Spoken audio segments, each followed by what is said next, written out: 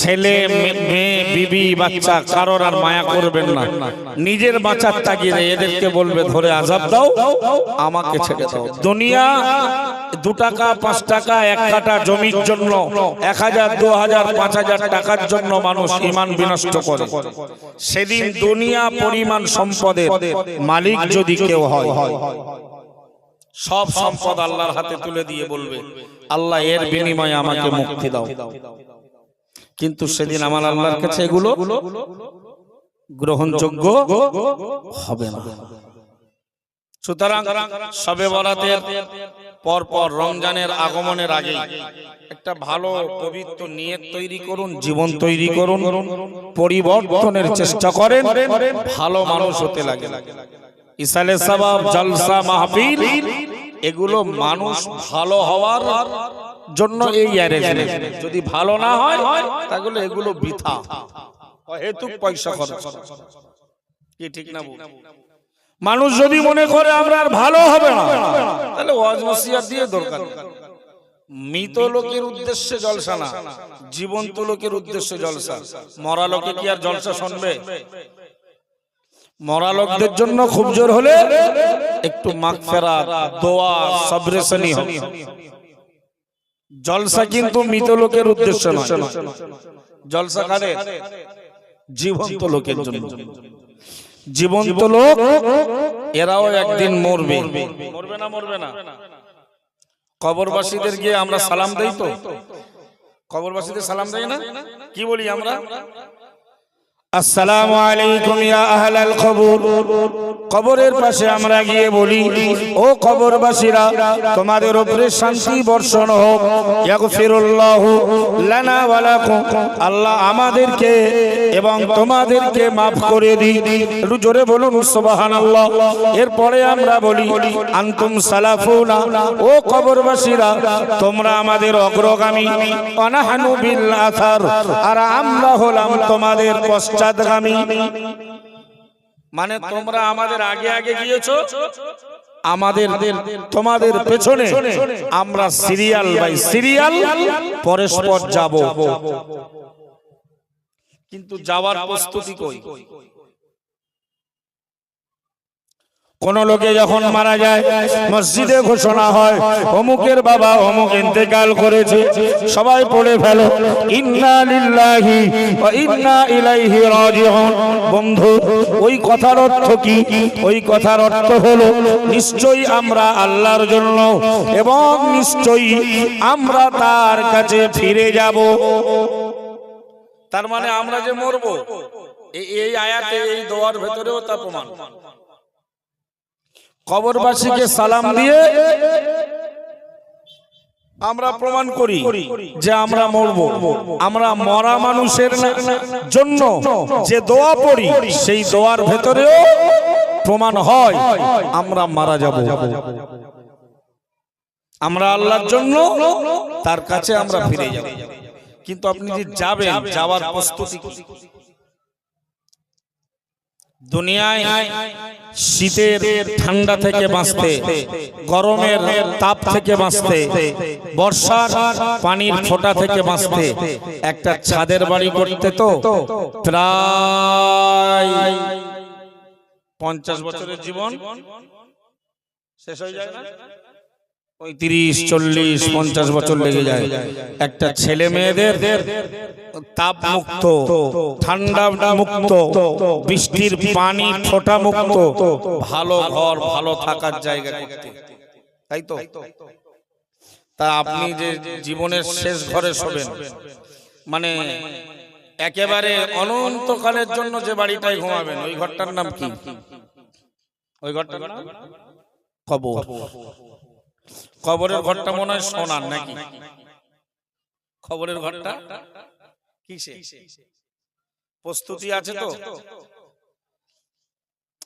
অনেকের ক্ষেত্রে বলছি প্রস্তুতি।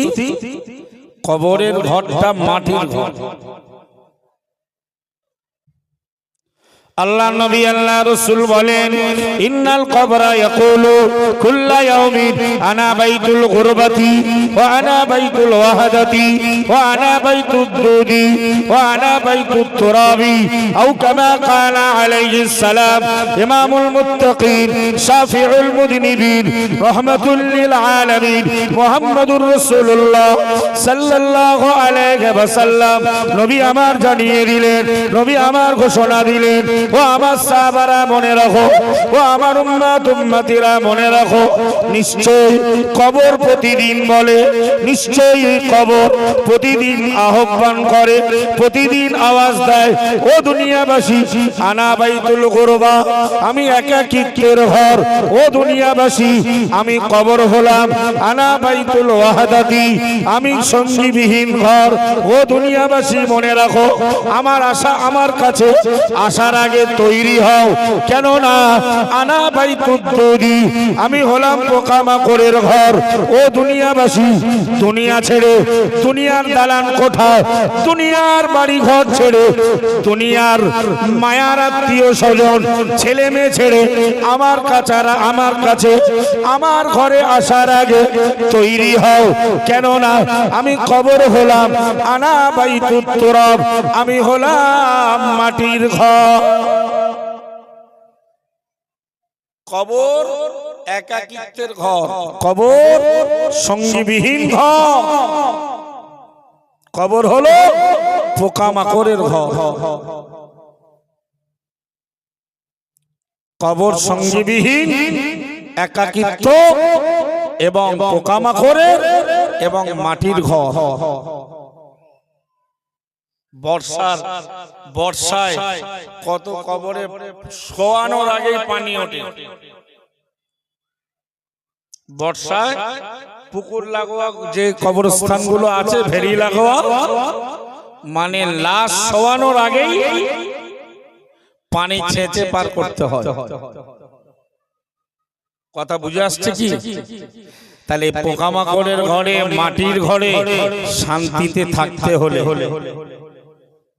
ছেলেমেয়েরা মরার পরে শান্তির বিছানা, শান্তির ভেতরে শান্তিতে থাকার খাদ্য খাবার ফ্রিজে করে দিয়ে দিলে সব কাজে আসবে নাকি? ওর ভেতরে শান্তির জন্য একটি বিষয়, সেটা হলো আপনার আমাল। সেটা কি বলেন? মানুষের আমাল মানুষকে ওই কবরে শান্তি দিতে পারে। জোরে বলুন না সুবহানাল্লাহ। আল্লাহ রাসূল বলেন ইয়াতবাউল মাইয়িতা সালাসাতুন, ও আমার সাহাবারা মনে রাখো, কোন মানুষ, কোন নারী বা পুরুষ যখন মারা যায়, কোন নারী বা পুরুষ যখন ইন্তেকাল করে, তিনটে জিনিস ওই মৃত ব্যক্তির অনুসারী হয়। এক নম্বরে নবী বললেন আমালুহু, ওই মৃত লোকের ধন সম্পদ।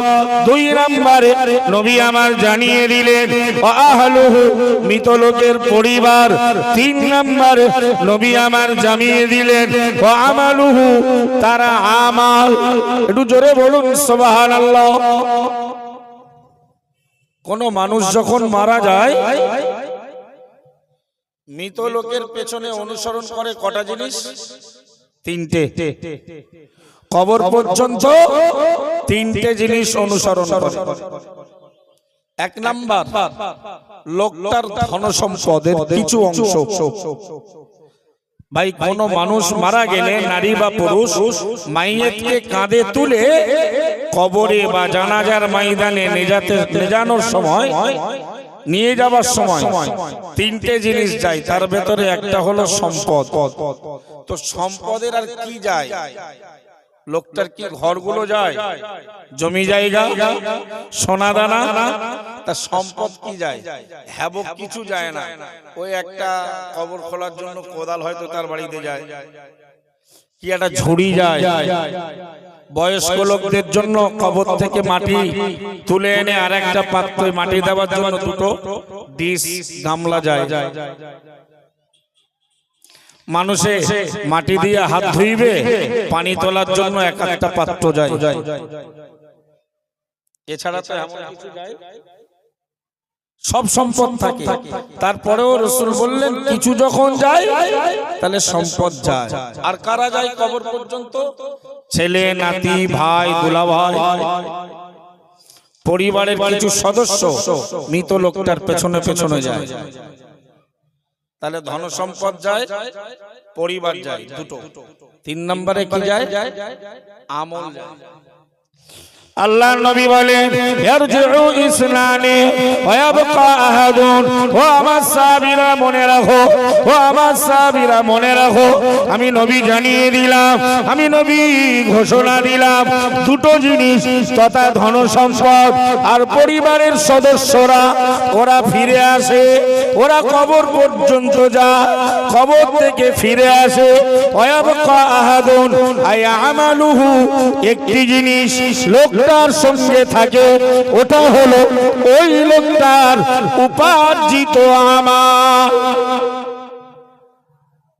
কবরে থাকে কি? সবাই একটু আওয়াজ দিয়ে বলেন না, আমল। একটু বলবেন। পরিবার, সদস্য, সম্পদের যা মায়া, তার থেকে বেশি আমলের মায়া আমাদের।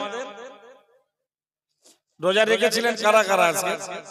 একটু হাত তোলেন দেখি, একটু হাত তোলেন, একটু হাত তোলেন দেখি। 1 2 হোক না, হোক না, হোক না, অসুবিধে নেই, আল্লাহ সব বোঝে। 3-4টে লোকে হাত, 5-7টা হাত নামান, 5-7টা লোকে আমল রোজা রেখেছে। যদিও রোজাটা শরীয়তে ফরজ নয়, সুন্নাতে মুআক্কাদাও নয়, ওয়াজিবও নয়, না করলে গোনা টোনা হবে না, কিন্তু করলে আলহামদুলিল্লাহ অনেক সওয়াব। ফ্রি রেশনের মাল বন্টন হলে এখান থেকে যদি 10 কিলোমিটার গাড়ি নাও পাওয়া যায়, তাও লোকে দৌড়ায়, দৌড়ায় না। ফজরের নামাজ কাজা হলেও হোক, জোহরের নামাজ কাজা হলেও হোক, কিন্তু মাল তো পাওয়া যাবে। বন্ধু, ভাবানোর জন্য আমি আপনাকে বলছি, কবরে যাবেন 3টে জিনিস আপনার সাথে। ছেলেরা বিরাট সকাল থেকে অ্যারেঞ্জমেন্ট করবে, বাবা রাত্রিরে মারা গেছে, কিন্তু কতক্ষণ? মিনহা খলাকনাকুম ওয়া ফিহা নুঈদুকুম ওয়া মিনহা নুখরিজুকুম তারাতান উখরা। বেটার বলা শেষ, অন্যদের দায়িত্ব দিয়ে বলবে আমার ভাইরা ভাই জীবনে আমার বাড়ি আসে না, ওরে আজকের একটু মেহমানদারি করতে হবে, বাড়িতে ডাল আলু রান্না হয়েছে, ওরে কমপক্ষে একটু ডিম ভেজেও মেহমানদারি করতে হবে, কারণ ও আমার বাড়িতে আসে না, থাকে লাহোরে। ঠিক না বল? তাহলে আপনি যে ছেলেটার জন্য বন্ধন লোন, লটারির টিকিট, ছোট ভাইয়ের মাল আত্মসাৎ করলেন, বোনেদের মালগুলো আত্মসাৎ করলেন, সেই বেটা বলো আপনার নয়। সেই বেটা শুধু মাটি দিতে দেবে, আপনার কবরে থাকবে আপনার আমল, থাকবে কি? আপনার আমল।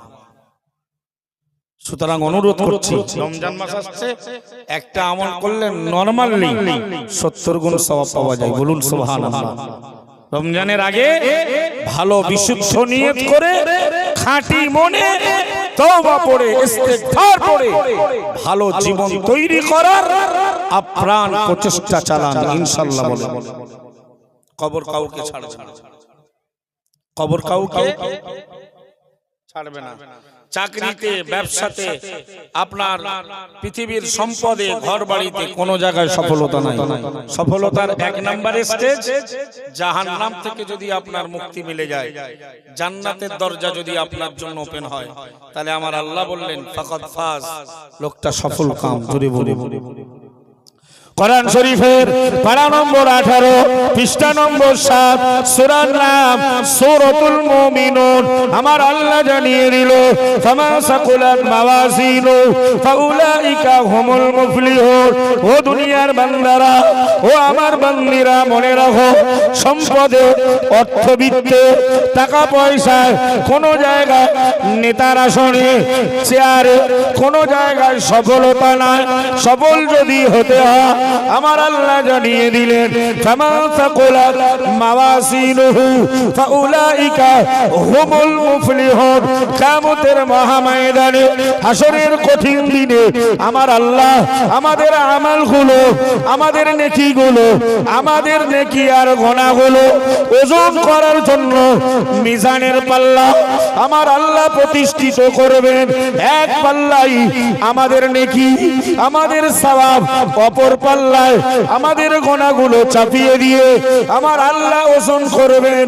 কোরআনে আল্লাহ বিবরণ দিলেন ফামান সাকুলাত মাওয়াজিনুহু, সেদিন যাদের গুনার পাল্লা অপেক্ষা নেকির পাল্লাটা ভারী হয়ে যাবে, আমি আল্লাহ জানিয়ে দিলাম ফাউলাইকা হুমুল মুফলিহুন, তারাই তো হয়ে যাবে সফল কাম। একটু আওয়াজ দিয়ে বলুন, কিয়ামতের দিন সফলতা পাবে তারা যারা নেকির পাল্লাটা গুনার পাল্লা থেকে, যাদের নেকির পাল্লাটা গুনার পাল্লা থেকে ভারী হবে। জোরে বলেন। ভাই কিয়ামতের দিন তো ওজন করলে শেষ, মানে ভারী হলে আলহামদুলিল্লাহ, হালকা হলেও আর কিছু করার। কিয়ামতের দিন ওজন হয়ে গেলে ভারী হলে আলহামদুলিল্লাহ, যদি কোনো কারণবশত হালকা হয় আর ভারী করার কোনো লাইন, রাস্তা, পদ্ধতি, ছেলের কাছ থেকে, বিবির কাছ থেকে, বাবার কাছ থেকে, মায়ের কাছ থেকে নেকি এনেও ভারী করার কোন রাস্তা সেদিন থাকবে না ভাই। সুতরাং কিয়ামতের মহাময়দানে আমাদের আমল আর গুনাহ ওজন হওয়ার আগে আমরা মানুষ, আমাদের মানবতার একটা পাল্লা আছে না?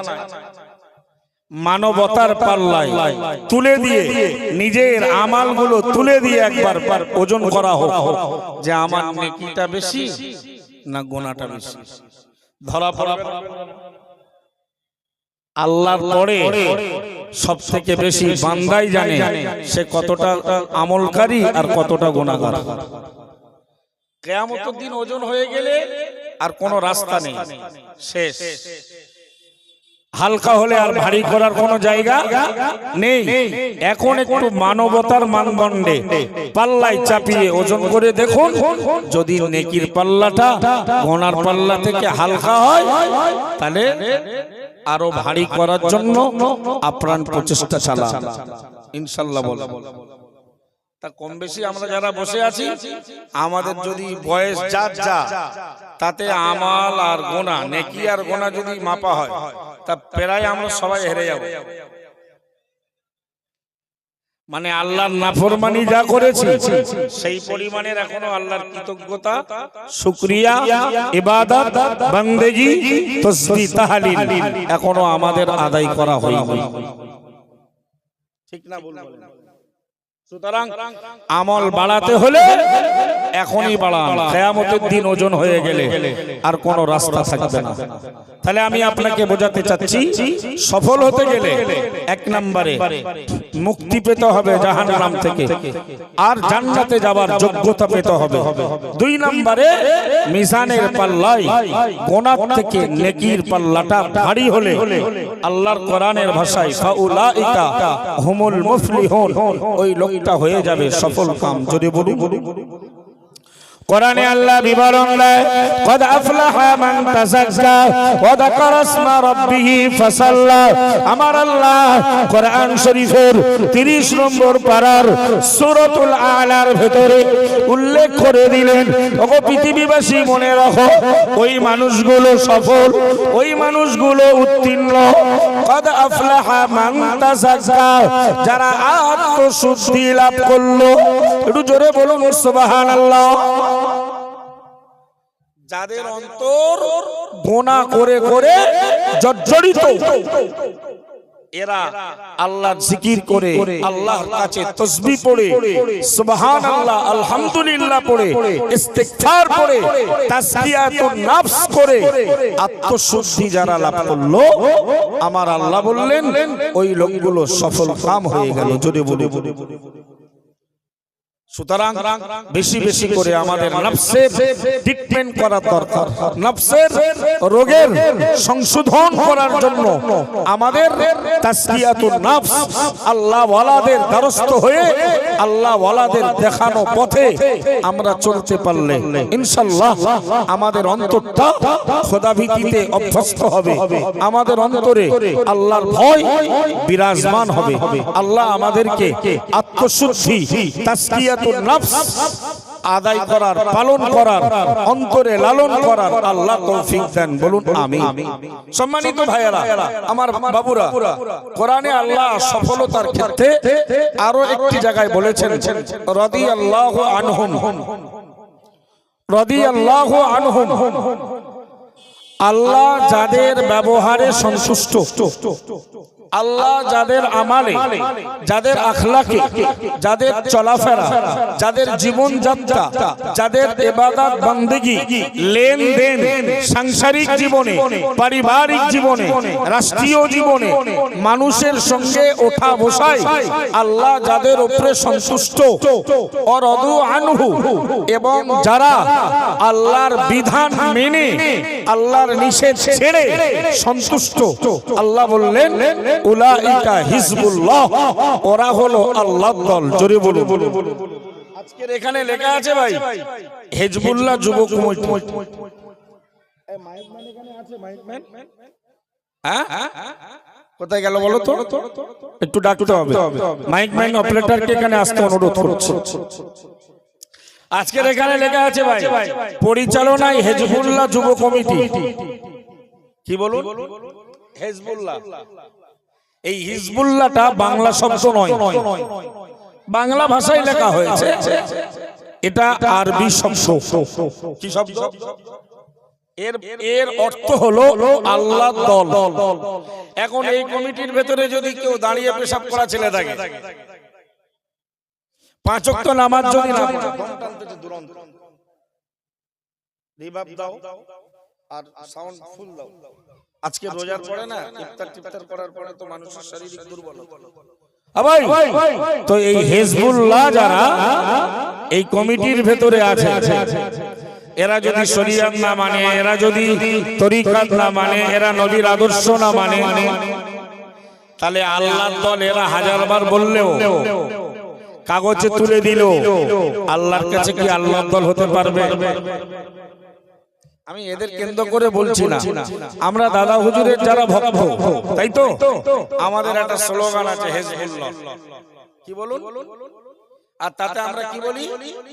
জিন্দাবাদ, মানে আল্লাহর দল, আর আমরা বলি একদল জিন্দাবাদ, মানে বেঁচে থাকে। অথচ খুঁজে দেখা যায় যারা হিজবুল্লাহ বলে স্লোগান দিচ্ছে সব পাক্কা শয়তানের দল, সব পাক্কা শয়তানের দল। মানে স্লোগান হিজবুল্লাহ, আর তাতে কিছু মূর্খ শ্রোতা জিন্দাবাদ দিচ্ছে, জিন্দাবাদ বেঁচে থাকে, মানে শয়তানের দল সব বেঁচে থাকে। নাউজুবিল্লাহ বলে। আল্লাহর দল কারা? এক্ষুনি বললাম, 28 পারা 44 পৃষ্ঠা, সূরার নাম সূরাতুল মুজাদালা। আল্লাহ যাদের আমালে সন্তুষ্ট, যারা যারা আল্লাহর বিধান মেনে সন্তুষ্ট, সুবহানাল্লাহ। আল্লাহ যাদের উপরে সন্তুষ্ট, আর যারা আল্লাহর আদেশ পালন করে আল্লাহর নিষেধ ছেড়ে সন্তুষ্ট, আল্লাহ বললেন উলাইকা হিজবুল্লাহ, ওরাই হলো আল্লাহর দল। জোরে বলুন। আর পরে আল্লাহ কি সুন্দর করে বললেন, আলা ইন্না হিজবাল্লাহি হুমুল মুফলিহুন, বান্দা জেনে রাখো নিশ্চয় আল্লাহর দল যারা, তারাই সফল কাম। জোরে বলুন। তাহলে টাকা পয়সা, অর্থ সম্পদ, জমি জায়গা, ঘর বাড়ি, চাকরি বাকরি, কোন জায়গায় সফলতা নাই। সফলতা কিসে? আল্লাহর দল হতে পারে। আল্লাহর দল হওয়ার জন্য কি দরকার? নিজের আমলে আল্লাহকে খুশি করার দরকার, আর আল্লাহ যে শরীয়তের বিধান দান করেছেন তা মেনে এবং নিষেধগুলো ছেড়ে খুশি হতে পারলে তবেই লোকটা হবে হিজবুল্লাহ। আর হিজবুল্লাহ যারা, তারা আল্লাহর কাছে প্রকৃতপক্ষে সফলতার শিখরে পৌঁছে যায়। জোরে বলে ভাই, আপনারা এই শিমুল্লাহ মঠবাড়ি এতটা অঞ্চলে যারা বসবাস করেন, কোটিপতির সংখ্যা আমাদের খুব কম। যারা আল্লাহওয়ালা, আল্লাহর আদেশ নিষেধ, শরীয়তের হারাম হালাল মেনে চলবে, ভাই এদের খুব টাকা পয়সা থাকবে না, এরা খুব অর্থবিত্ত, খুব ধনী হবে না। কেন? আল্লাহ ওদের চলার মতো ঘর বাড়ি, জমি জায়গা, টাকা পয়সার যোগান দেবে, কিন্তু প্রচুর সম্পদ থাকবে না, দুঃখ বেদনা কষ্ট খানিকটা থাকবে। কারণ কোরআনে আল্লাহ, হাদিসে আল্লাহ বলে, নবী বলেছেন যে মুমিনদের জন্য দুনিয়া হলো জেলখানা। মুমিনদের জন্য তা জেলখানাই না ভাই, চাইলেই বিরিয়ানি পাওয়া যায় না। জেলখানার ভিতরে চাইলেই এসি রুম পাওয়া যায় না, পাওয়া যায়। এই কথাটা তো একটা রহস্য আছে। নবী যখন বলেছেন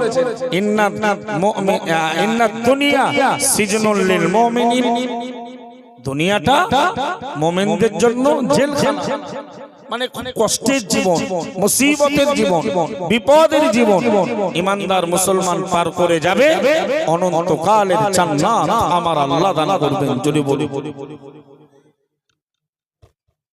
আল্লাহ নবী সাহাবী, আল্লাহ নবীর উম্মাত উম্মতি, মনে রাখো জান্নাতের ভেতরে আল্লাহ রাসূল প্রবেশ করলেন।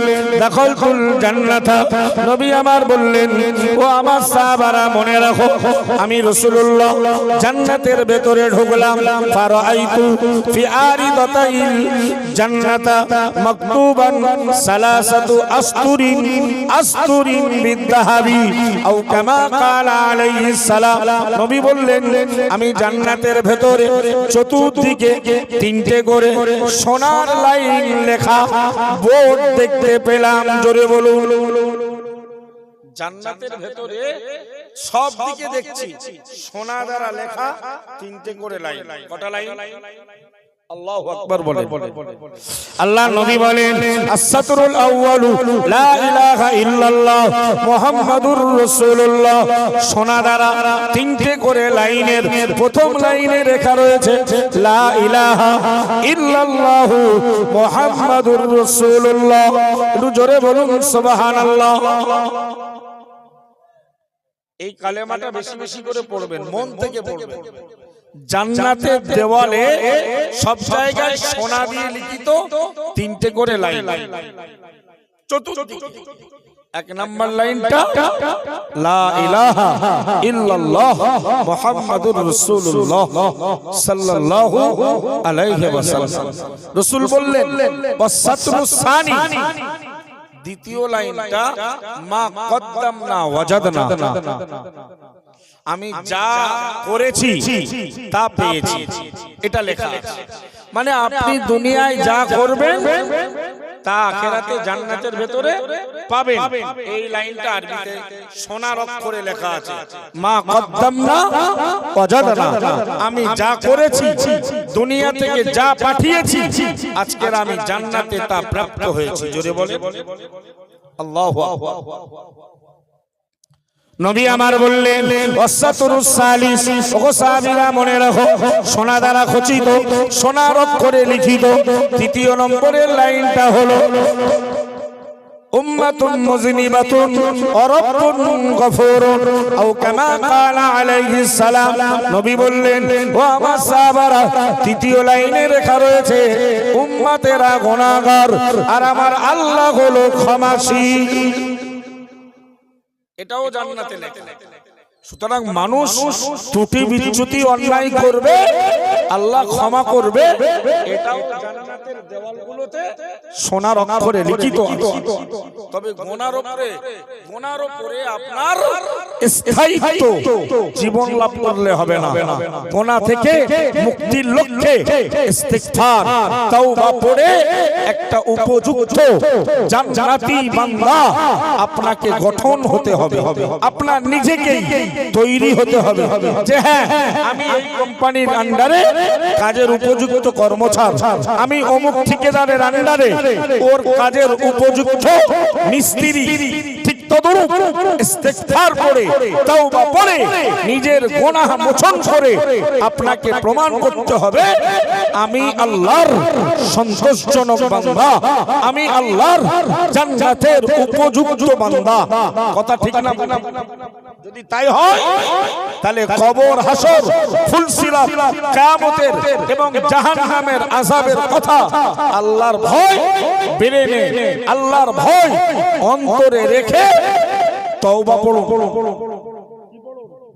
গতকে যা রাতটা গেল, এই রাতে আপনারা আলেমদের কাছ থেকে শুনেছেন আল্লাহ আরশে আজিমের সিংহাসন কুরসি ছেড়ে দিয়ে কোথায় আসে? প্রথম আকাশে।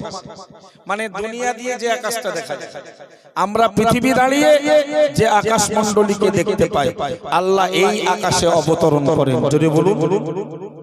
আর এক নম্বরেই বলেন আলামিন মুস্তাগফিরিন, দুনিয়ার কোন পাপী বান্দা বান্দি আছো আজ আমার কাছে ক্ষমা চাইবে, ফাআগফির লাহু, আমি আল্লাহ তাকে ক্ষমা করে দেব। যদি বলি কালকের রাতের ফজর পর্যন্ত, মাগরিবের পর থেকে ফজর পর্যন্ত আল্লাহর আওয়াজ ছিল এটা, কোন পাপী আছো ক্ষমা চাইবে, আমি ক্ষমা করে দেব।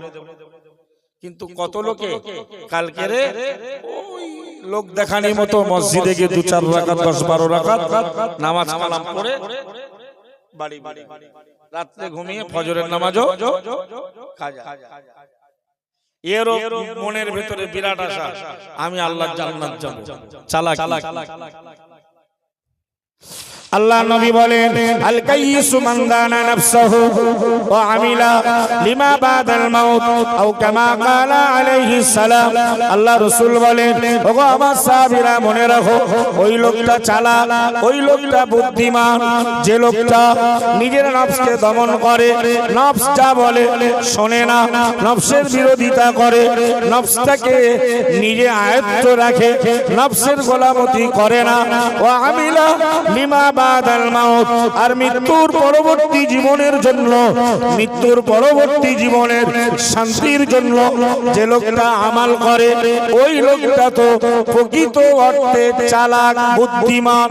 জোরে বলুন। দারুণ কথা ভাই। আমাদের জীবনের চাওয়া পাওয়া, আনন্দ, তৃপ্তি, ফুর্তি, হাসি, ঠাট্টা সব আমাদের নফস থেকে উদ্গত। এটা খাবো, সেটা খাবো, নফস বলে বেড়াবো, আনন্দ করব, ফুর্তি করব, সব নফসের চাহিদা। নফসের চাহিদা ভাই, এই নফসের চাহিদাটাকে যারা পাত্তা দেয় না, নফসটাকে সর্বদা দমন করে, সর্বদা নফসটাকে নিয়ন্ত্রণ করে, এবং মৃত্যুর পরের জীবনের শান্তির জন্য যারা আমালে অভ্যস্ত হয়, আমাল করে, আল্লাহ রাসূল বলেন সেই লোকগুলো চালাক, বুদ্ধিমান। আর নবী পরেই বলেছেন আল আজিজু, ওই লোকটা বোকা, ওই লোকটা নির্বোধ, ওই লোকটা মূর্খ, যে লোকটা মানিত্তাবা নাফসাহু হাওয়া, যে লোকটা নফসের চাহিদা মতো চাহিদা পূরণ করে, অথচ ও তামান্না আলাল্লাহ, আর আল্লাহর কাছে অহেতুক এটা ওটা সেটা আশা করে, চলে নফসের চাহিদা মতো, আর আল্লাহর কাছে এটা সেটা ওটা বিভিন্ন প্রকারের আবদার, চাহিদা। আল্লাহ রাসূল বলল এর একটি চাহিদা পূর্ণ তো হবেই না, বরং এ বোকা, নির্বোধ। তাহলে দুটো কাজ ভাই। নাম্বার ওয়ান নফসটাকে দমন করা, নফসটাকে নিজের আয়ত্তে রাখা, নফসটাকে আয়ত্তে রাখা, নিয়ন্ত্রণ করা, নফসটাকে দমন করা, আর মৃত্যুর পরের জীবনের শান্তির জন্য বেশি বেশি করে আমল করা। আল্লাহ তৌফিক দেন, বলুন আমিন। তার আগে আমাদের উচিত আমাদের নফসটা তো, আমাদের রুহটা তো, আমাদের কলবটা তো অন্যায় আর পাপ করে করে ঝলসে গেছে, ঠিক না? ওই আত্মশুদ্ধি লাভ করা, ওটার জন্য দরকার ইস্তিগফার। এক হাদিসে আমার আল্লাহ নিজেই বলছেন, ইয়া ইবনা আদম, হে আদম সন্তানেরা, হে মনুষ্য জাতিরা, হে মুসলমান সম্প্রদায়েরা, আমার আল্লাহ বলছেন, আল্লাহ বলছেন, তোমরা যদি তোমাদের গুনাহ, তোমাদের ভেতরে যতই গুনাহ থাক, মা দাউতানি ওয়া রাজাউতানি, তোমরা যদি আমাকে ডাকো এই আশায় যে আমরা আল্লাহকে ডাকলে আল্লাহ আমাদের মাফ করে দেবে, সুবহানাল্লাহ। আল্লাহ নিজেই বলছেন, বান্দা মা দাউতানি ওয়া রাজাউতানি, তোমরা যদি আমাকে এই আশায় ডাকো যে আমরা ডাকলে আল্লাহ আমাদের ডাকে সাড়া দেবেন এবং আমাদেরকে মাফ করে দেবেন। কদ গফারতু লাকা আলা মা কানা ফিকা ওয়ালা উবালি। ও আমার বান্দারা, মনে রাখো, তোমাদের ভেতরে যত গুনাহ থাক না কেন, তোমরা যত বড় পাপী হও না কেন, আমি আল্লাহ আমাকে ডাকলে, আমার কাছে তওবা বললে, ইস্তিগফার বললে, আশা রাখলে আমি তোমাদের গুনাহগুলো মুহূর্তের ভেতরে মাফ করে দেব। ওয়ালা উবালি, এতে আমার কিছু যায় আসে না। একটু জোরে বলুন সুবহানাল্লাহ। কি দুরন্ত কথা! তোমরা যদি আমার প্রতি আশা রেখে ক্ষমা চাইতে পারো, আমি মাফ করে দেব, তাতে আমার কিছু যায় আসে না। কারণ আমার কারোর কৈফিয়ত দিতে হবে না, কেন ক্ষমা করলে, কেন ক্ষমা করলে না, আল্লাহর কৈফিয়ত দিতে হয়। পরে আমার আল্লাহ বললেন, ইয়া ইবনা আদম, ওগো মনুষ্য জাতি, মনে রাখো, কদ বালাগাত দামবুকা আনানাস সামা, তোমাদের পাপগুলো, তোমাদের গুনাহগুলো যদি দুনিয়া থেকে বাড়তে বাড়তে আসমানের কিনারা পর্যন্ত পৌঁছে যায়, ও আমার বান্দারা, লাউ ইস্তিগফারতানি, এরপরে যদি তোমরা ক্ষমা চাও, তোমরা ইস্তিগফার পড়ো, কদ গফারতু লাকা ওয়ালা উবালি, আমি আল্লাহ তোমাদের মাফ করে দেব, এতে আমার কোনো যায় আসে না। একটু জোরে বলুন সুবহানাল্লাহ। কি দারুণ কথা! আগেই বললেন, যত গুনাহ থাক তোমাদের ভেতরে, আশা রেখে ক্ষমা চাইলে মাফ করে দেব, কোনো যায় আসে না। পরে বললেন, তোমাদের গুনার পরিমাণ যদি দুনিয়া থেকে বাড়তে বাড়তে বাড়তে বাড়তে আসমানের চূড়া পর্যন্ত, কিনারা পর্যন্ত চলে যায়, আল্লাহু আকবার বলেন, লাউ ইস্তাগফারতানি, তোমরা যদি ক্ষমা চাও, কদ গফারতু লাকা ওয়ালা উবালি, আমি আল্লাহ মাফ করে দেব, ওতে আমার কোনো পরোয়া নেই, ওতে আমার কোনো যায় আসে না। সুবহানাল্লাহ। আল্লাহ আবার বললেন, ইয়া ইবনা আদম, ও আমার বান্দা, মনে রাখো, লা আতাইতাকা লা আতাইতানি বিকুরাবিল আরদি খাতায়া লাকিতানি লা তুশরিকু বি শাইয়া। ওগো আমার বান্দারা, মনে রাখো, তোমরা যদি পৃথিবী পরিমাণ পাপ আর অপরাধ নিয়ে আমি আল্লাহর সঙ্গে সাক্ষাৎ করো, তোমাদের নামায় আমলে যদি শিরকের গুনাহ না থাকে, বান্দা তোমরা যদি দুনিয়া পরিমাণ পাপ নিয়ে আমি আল্লাহর কাছে ক্ষমা প্রার্থী হও, ক্ষমা চাও, লা আতাইতুকা বিকুরাবিহা মাগফিরাতান, দুনিয়া পরিমাণ ক্ষমা নিয়ে আমি আল্লাহ তোমার কাছে হাজির হয়ে যাব। আল্লাহু আকবার। পৃথিবী ভর্তি যদি গুনাহ নিয়ে তুমি আসো, বান্দা ইস্তিগফার পড়ো, আমি পৃথিবী ভর্তি ক্ষমা নিয়ে তোমার গুনাহর এগেইনস্টে হাজির হয়ে যাব। আল্লাহু আকবার। সুতরাং ইস্তিগফার পড়ুন। ইস্তিগফারের ভিতরে আল্লাহ পাকের রহমত নাজিল হয়। কোরআনে আল্লাহ বলেন আস্তাগফিরুল্লাহ, নবী তুমি ইস্তিগফার পড়ো, নবী তুমি ক্ষমা চাও আল্লাহর কাছে, নবী তুমি আল্লাহর কাছে ইস্তিগফার পড়ে ক্ষমা চাও। ইন্নাহু কানা গফফারা, নিশ্চয় তিনি তথা আমার আল্লাহ হলো ক্ষমাশীল। একটু জোরে বলুন সুবহানাল্লাহ।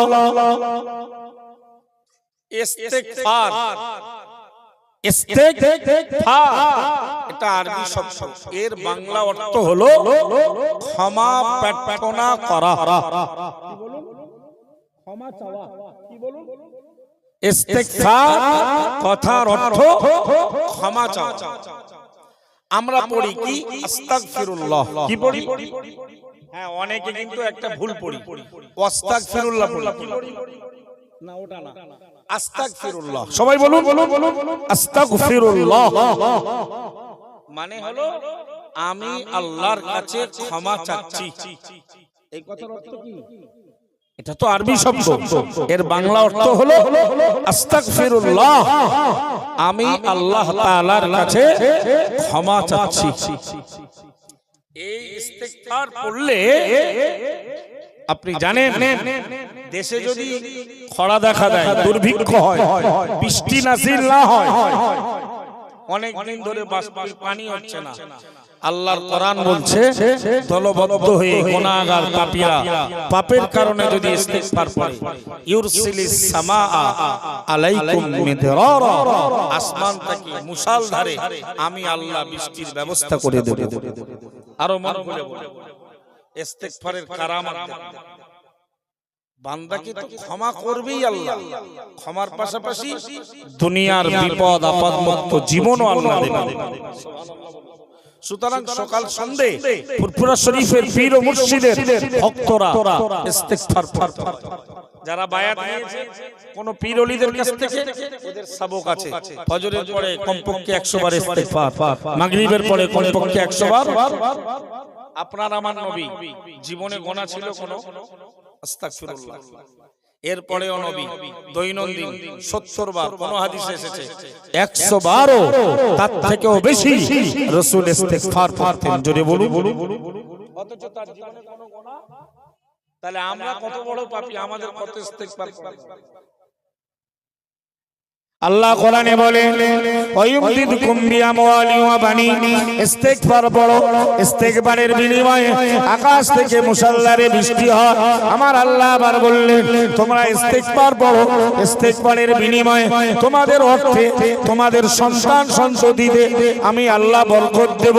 শুধু তাই নয়, আমার আল্লাহ বলে ও বান্দা ইস্তিগফার পড়ো, ইস্তিগফারের বিনিময়ে ইয়াজআল লাকুম জান্নাতি, আমি আল্লাহ তোমাদের জন্য জান্নাতের ব্যবস্থা করে দেব। আরেকটু মন খুলে আল্লাহু আকবার বলে।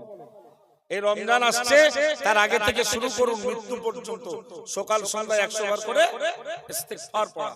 ইস্তিগফারের বিনিময়ে আল্লাহ বলছে ইয়াজআল লাকুম জান্নাহ, আল্লাহু আকবার বলে।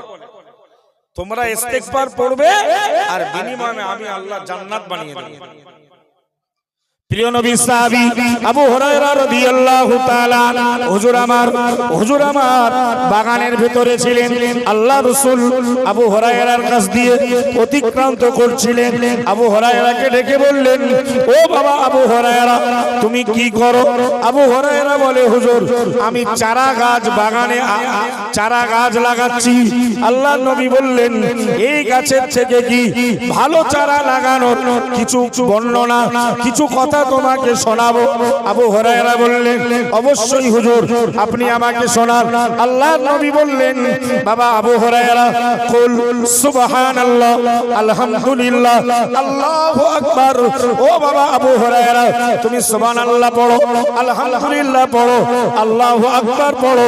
প্রত্যেকটা কালেমার বিনিময়ে আল্লাহ তাআলা তোমার জন্য জান্নাতে একটা করে গাছ লাগিয়ে দেবে। আল্লাহু আকবার। সুবহানাল্লাহ পড়লে একটা গাছ, আলহামদুলিল্লাহ পড়লে আরেকটা গাছ, আল্লাহু আকবার পড়লে আরেকটা গাছ। ভাই মানসিক ভাবে আমি খানিকটা আজকে বিধ্বস্ত।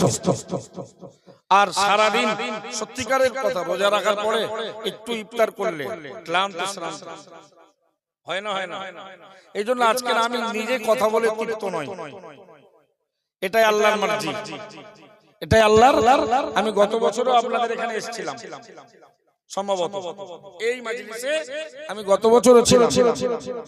এরপরেও আমি আমার সময়টা আপনাদের বসা বিনষ্ট করিনি। তাহলে ইস্তিগফার করলে আল্লাহ খুশি হয়, বৃষ্টি দেয়, চাষাবাদে, সন্তান কন্যাতে, অর্থ সম্পদে বরকত দেয়। শুধু তাই নয়, ইস্তিগফারের বিনিময়ে আল্লাহ জান্নাত দেয়। জোরে বলে। আর সুবহানাল্লাহর বিনিময়ে আল্লাহ জান্নাতে একটা গাছ লাগিয়ে দেয়। বলবেন না সুবহানাল্লাহ?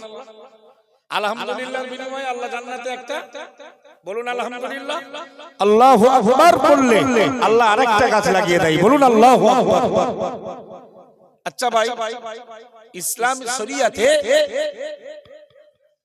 কালেমা, নামাজ, রোজা, হজ, যাকাত, পাঁচটা বিধান। একদল গরিব সাহাবা, খুব মন দেন, আমি আর একটা আমলের কথা বলছি আপনাকে।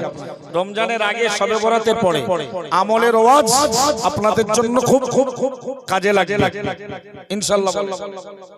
ভাই বাবু, রাসূলুল্লাহ সাল্লাল্লাহু আলাইহি ওয়াসাল্লামের একদল গরিব দুস্থ অসহায় সাহাবা আল্লাহ রাসূলকে ধরে আদর করে বলছেন, ইয়া রাসূলুল্লাহ, হাবিবাল্লাহ, অর্থ সম্পদশালী যারা অনেক টাকা পয়সার মালিক, আপনার যে সাহাবীদের অনেক অর্থ রয়েছে, ইসাল্লুনা কামা নুসাল্লি, হুজুর আমরা গরিব সাহাবীরা যেমন নামাজ পড়ি, আপনার অর্থশীল সাহাবীরা ওরা ওই রকম নামাজ পড়ে। ইয়া রাসূলুল্লাহ, হাবিবাল্লাহ, ওয়া ইয়াসুমুনা কামা নাসুমু, ইয়া রাসূলুল্লাহ, হাবিবাল্লাহ, আমরা গরিব দুস্থ অসহায়রা যেমন রোজা রাখি, বড় লোক সাহাবারা ওরাও তেমন রোজা রাখে। নামাজ রাসূলুল্লাহ সাহাবারা গরিবরাও যেমন পড়ে, ধনীরাও। আরে আমাদের সমাজে নয়, গরিবরা নামাজ পড়ে, ধনীরা পড়ে না, কিন্তু রাসূলের সাহাবারা নামাজ সবাই পড়তেন। যদি বলুন কারণ আমার নবী বলেছেন, আমার সাহাবীরা প্রত্যেকেই স্বয়ং সম্পূর্ণ আকাশের নক্ষত্র, তোমরা যাকে অনুসরণ করবে জান্নাতের ঠিকানা পেয়ে যাবে। যদি বলুন গরিব দুস্থ অসহায় সাহাবীদের কি করুণ নিবেদন রাসূলুল্লাহর কাছে আদর করে বললেন, হুজুর আমরা গরিবরা যেমন নামাজ পড়ি, ধনীরাও পড়ে। হুজুর আমরা যেমন রমজান মাসের ফরজ রোজা রাখি, শবে বরাতের নফল রোজা রাখি, মুহররমের নফল রোজা রাখি, ওরাও তেমন রোজা রাখে।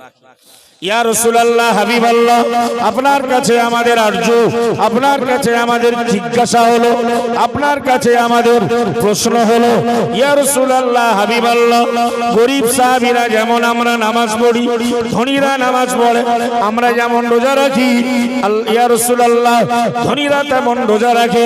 ওগো আল্লাহর নবী, মনে রাখো, ধনীদের অর্থ সম্পদ থাকায় ইয়াহুজ্জুনা বিহা, ওরা টাকা পয়সা দিয়ে হজ করতে পারে। ইয়া রাসূলুল্লাহ, হাবিবাল্লাহ, ওদের অর্থ থাকায়, ওদের সম্পদ থাকায়, টাকা পয়সা থাকায় ইয়াতামিরুনা বিহা, ওরা তা দিয়ে উমরা করতে পারে। হুজুর আমরা তা পারি না। ইয়া রাসূলুল্লাহ, হাবিবাল্লাহ, ওয়া ইয়াতাসাদদাকুনাহা, হুজুর ওদের অর্থ, ওদের সম্পদ থাকায় ওরা দান সদকা করতে পারে। হুজুর আমাদের ইচ্ছা থাকলেও আমরা গরিবরা তা পারি না। ওগো নবী বলো, তাহলে তো তোমার ধনী সাহাবীরা আমলে সওয়াবে ওরা আমাদের থেকে অনেক ঊর্ধ্বে। কথা বুঝলেন না? আরে শিমুলদার এলাকার লোকে গরিব ধনী সবাই নামাজ পড়ে, রোজা রাখে, ধনীরা তো টাকা দিয়ে হজ করে, উমরা করে, দান সদকা করে। সাহাবীরা ফয়সালা চাচ্ছে, হুজুর কি ব্যাপার, get out, get out, please sit down, stop your mouth, do not disturb me.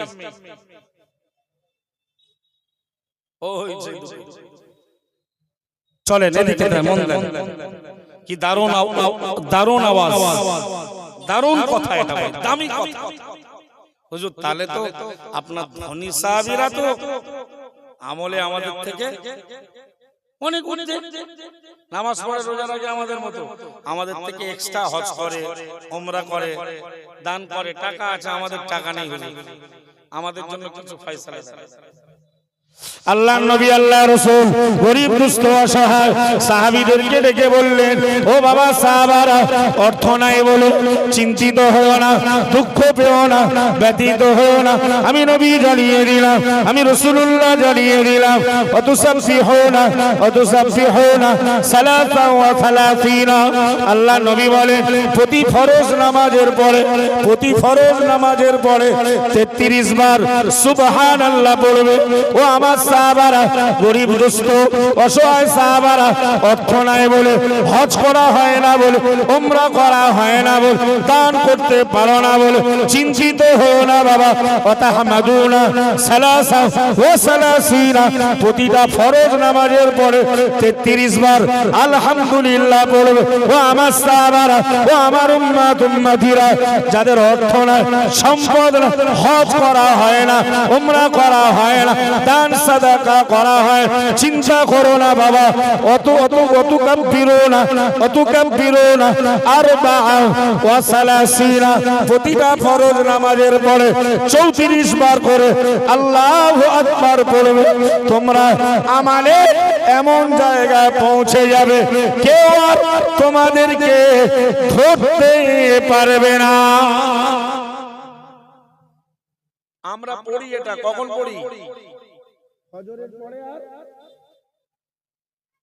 আরে নামাজিরা তো জবাব দেন, 33 বার সুবহানাল্লাহ, 33 বার আলহামদুলিল্লাহ, 34 বার আল্লাহু আকবার আমরা পড়ি। একটু তাকবীর দেন, নারায়ে তাকবীর, নারায়ে তাকবীর। জনাব মুহতারাম মুফতি রজব আলী সাহেব হুজুর, নারায়ে তাকবীর। আপনাদের খুব মহব্বতের মানুষ এসে গেছে কি, তাই না? আমরা ফজর আর আসরের পরে পড়ি 33 বার সুবহানাল্লাহ, 33 বার আলহামদুলিল্লাহ, আর 34 বার আল্লাহু আকবার পড়ি না? রাসূল বললেন, গরীব দুস্থ অসহায়দের প্রতি ফরজ নামাজের পরে পড়বে আমালে তোমরা এমন জায়গায় পৌঁছে যাবে কি যে কেউ আর তোমাদের ধারে কাছে যেতে পারবে না। বল হুজুর আমরা তো নামাজ পড়ি না, আমাদের জন্য কিছু বলে যান। বলো সাহাবীরা তো কমপক্ষে নামাজ পড়তো, আমরা তো নামাজও, আপনাদের ভেতরে অনেকে নামাজ আছে যে আমরা নামাজও পড়ি না। নামাজ পড়তে হবে, নামাজ আর এই আমল করতে হবে, করলে টাকা পয়সা না থাকলে, হজ করতে না পারলেও, উমরা না করতে পারলেও, দান সাদাকা করতে না পারলেও আল্লাহ তাআলা আমাদের অনেক সওয়াবের অধিকারী বানাবেন। সম্মানিত ভাই ও বাবাজিরা, মা ও বোনেরা যারা এসেছেন, আমি স্বল্পক্ষণ শাবানের শেষ প্রান্তে রমজান আগমনের পাক মুহূর্তে আমাল আখলাকের কথা কিছু আপনাদেরকে শুনিয়েছি। আল্লাহ আমাদের সকলকে একটা আমলি জিন্দেগি বানাতে তৌফিক দেন, বলুন আমিন। মন খুলে বলুন আল্লাহুম্মা আমিন। আমি ভাষাগত ত্রুটি ক্ষমা চাচ্ছি। ভাই অল ইন্ডিয়া সুন্নাতুল জামাতে একেবারে ইসালে সওয়াবের সময় শেষ, সব মাদ্রাসার ইসালে সওয়াব প্রায় সমাপ্ত। এবার রমজান আগমন, তার আগে আগেই জামিয়া রহমানিয়া মুফতি সাহেব হুজুর কিবলা যেটা পরিচালনা করেন, হুজুর ঘোষণা দিয়েছেন পয়লা দোসরা তেসরা ফাল্গুন বাৎসরিক ইসালে সওয়াব আপনারা আমন্ত্রিত। হুজুরও 2-3টা মাদ্রাসা চালায়, খাদিজা, ফাতেমা, পাতিলা চন্দ, হানাফিয়া মাদ্রাসা। আমিও অল ইন্ডিয়া সুন্নাতুল জামাতের তত্ত্বাবধানে বারাসাত মধ্যম গ্রাম থানার অন্তর্গত বাগবাড়িয়া গ্রামে দাদা পীর কেবলার আম্মাজান মুহাব্বতুন নেসার স্মৃতি বিজড়িত হালিমাতুস সাদিয়া বালিকা মাদ্রাসাটা আমার তত্ত্বাবধানে চলে। এই গ্রামে এক মেয়ে আমার বন্ধুর ভাগ্নি, এক ভাইয়ের মেয়ে সেখানে পড়ে, এবার ক্লাস 7-এ উঠেছে আলহামদুলিল্লাহ। সুতরাং প্রতিষ্ঠানটা সুনামের সঙ্গে চলছে। আপনাদের দোয়া সহযোগিতা, আপনাদের উপস্থিতি কামনা রাখছি। আমা তাওফীকি ইল্লা বিল্লাহ ওয়া আখিরু দাওয়ানা আনিল হামদুলিল্লাহি রাব্বিল আলামিন। উচ্চ আওয়াজে দরুদ শরীফ আল্লাহুম্মা সাল্লি আলা